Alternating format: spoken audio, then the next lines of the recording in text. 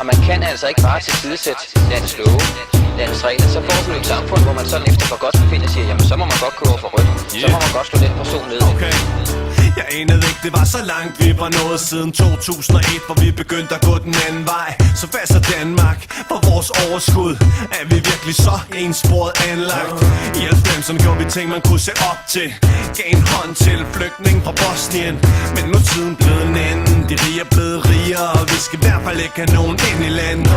Så mens Danmark så på en landskamp, kom politiet og tog irakerne ved alteret. Og ja, deres sag har været ved retten, men retten ville jo ikke give dem den asyl, de havde ret til.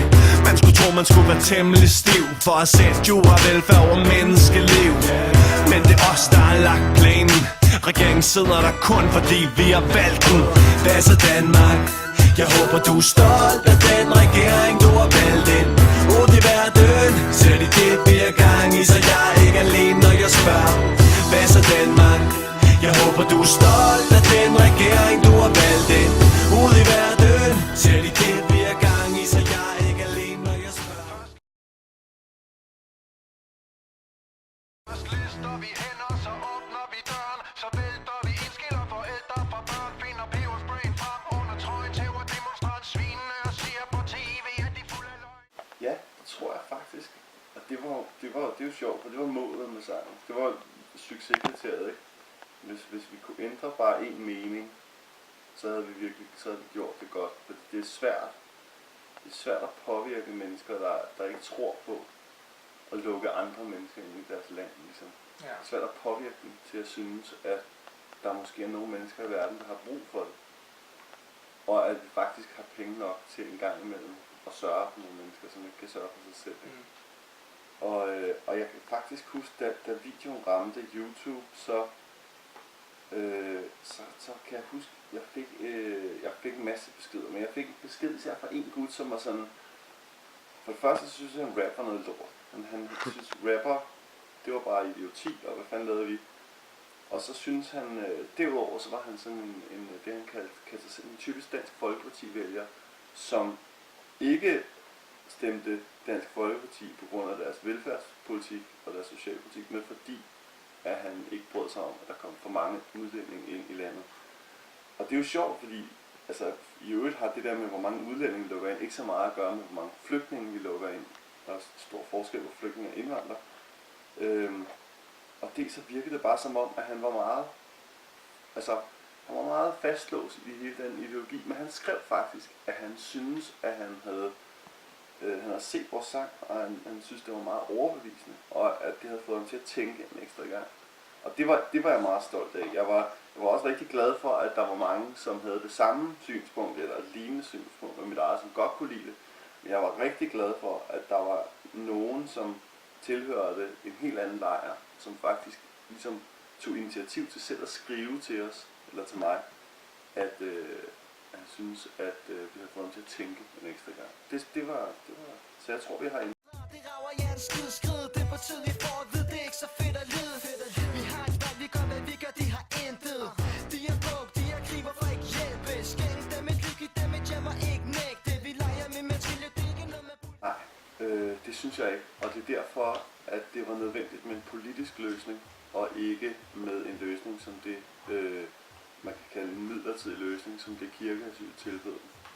Det var nødvendigt, at der var nogle politikere, der trådte i karakter og trådte ind og så, at loven den ikke tilgodeså mennesker, der havde brug for at blive tilgodeset af den danske lov. Og derfor lavede, jeg ved ikke, jeg er jo langt fra politikere eller sådan noget, men jeg havde brug for, at der var nogle politikere, der trådte ind og sagde, ikke at vi bøjer en lovgivning, men vi sørger for, at der er plads i lovgivningen til de her mennesker. Så jeg synes, det er mere et spørgsmål om, at det er måske i det her tilfælde lovgivningen, som skulle overveje at åbne sig en lille smule igennem en politisk løsning, end at vi skal bryde loven. For selvfølgelig skal vi skal bevare respekten for den danske lov. God ro og orden.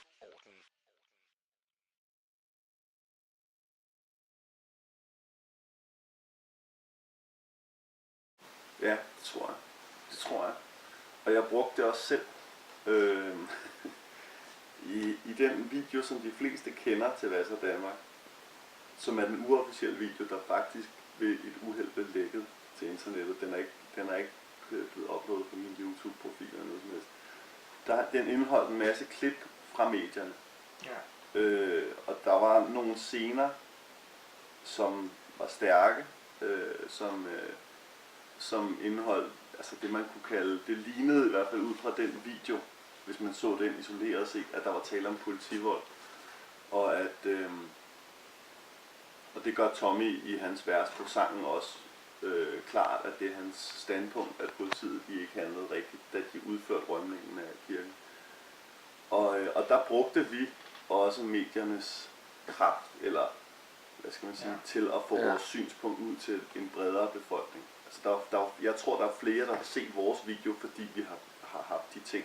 Altså fordi den version af videoen, som faktisk er en uofficiel version, den kom til at blive lækket. Jeg tror, der er flere, der har set det, som følge af det. Og ligesom vi har gjort det, så har mainstream-medierne, specielt nogle af de sådan lidt lettere dagblade, har selvfølgelig også brugt overskrifter hæftigt for at sælge nogle aviser. Dybest set, det er deres ærne, kan man sige. Ja. Og det har selvfølgelig også gjort noget for den her manglende nuance i debatten, at det er meget sådan, der skete det her og det her. Ja. Meget sådan overfladisk dækning, fordi det er nemmere at sælge simpelthen. Ja. Men jeg vil sige til vores forsvar, jeg synes det vi forsøgte at gøre, det er, jeg synes vi forsøgte at gøre det for at få folk til at se på noget indhold, det meget gerne vil have, at de så. Det var ikke for, altså det har faktisk kostet mig penge at lave videoen og sangen. Så det er ikke noget, vi har gjort for at drive vores selskab og sælge vores aviser eller noget. Det er ikke rigtig vores motivation. Vores motivation var en ren ideologisk. Det er det, jeg synes